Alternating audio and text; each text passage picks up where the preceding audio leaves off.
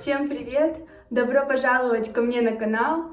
И сегодня я опять подготовила для вас очень интересное и полезное видео. Я расскажу об онлайн-ресурсах, где можно проходить курсы в интересующей вас области частично или полностью бесплатно. Обязательно смотрите это видео до конца, потому что я поделюсь своей ссылкой на бесплатное обучение. И, конечно, ссылки на все ресурсы будут в описании к этому видео.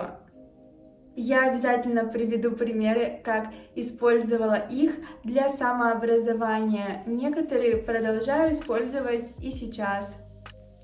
Во-первых, потому что я стремлюсь постоянно улучшать качество своей работы. Во-вторых, потому что я сейчас получаю второе высшее образование, а чтобы качественно обучаться, нужно не ограничиваться знаниями, полученными от преподавателей.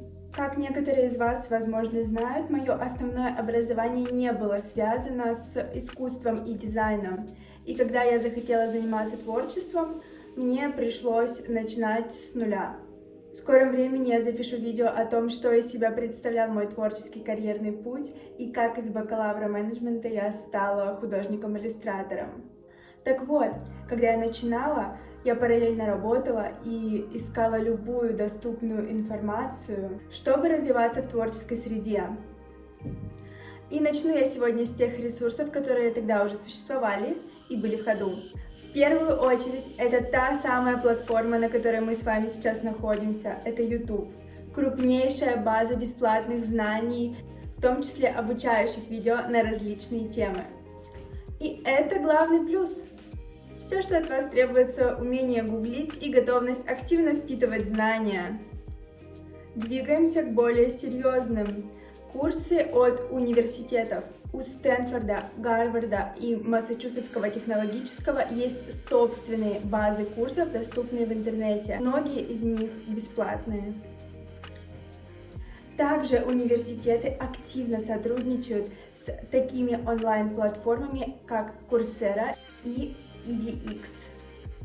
В отличие от YouTube, эти платформы дают сертификаты за отдельную плату, но вы все-таки можете прослушать некоторые их курсы бесплатно, без получения подтверждающего документа, если для вас это удобно.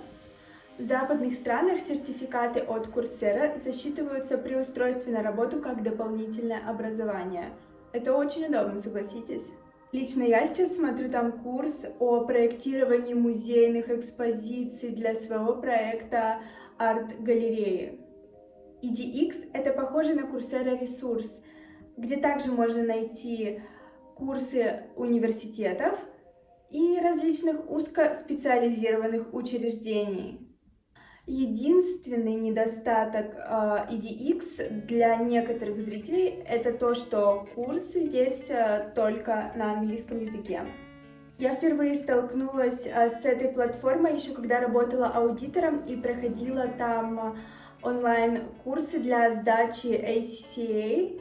Так что, как видите, международные компании активно используют такие платформы и доверяют им.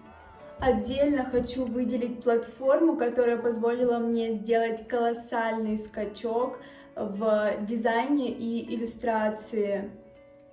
Это Skillshare. Я оставляю ссылку на 2 месяца бесплатного обучения в описании к этому видео. В течение этого времени вам будут доступны любые курсы, присутствующие на данной платформе. Thank you. Обычно я раз в полгода или чаще выделяю несколько недель на ознакомление с новыми курсами от международных специалистов в различных областях. Вы знаете мой принцип. Если учиться, то учиться у лучших. И следующий пункт в списке – онлайн-школы искусства. В Калачева School я проходила свой первый мастер-класс по рисунку и тогда поняла, что я могу освоить то, чего так хотела с детства. Потом нашла лекторум и с того момента регулярно проходила там курсы.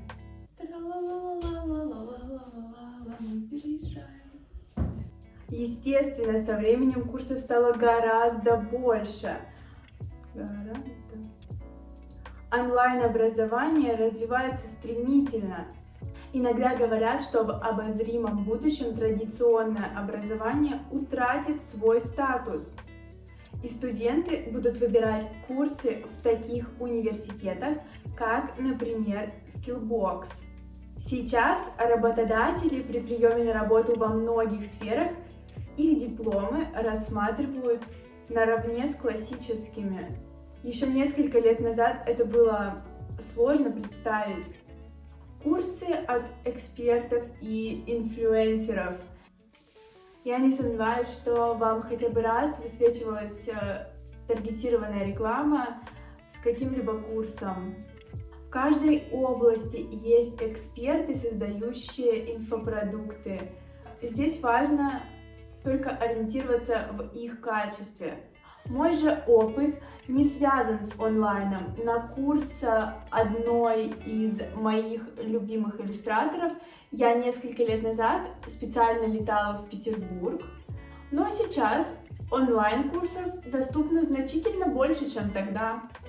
И появились телеграм-каналы с подборками обучающего материала. Раньше эту функцию выполняли группы ВК. Они отличаются узкопрофильной тематикой и напоследок парочка бонусных ресурсов.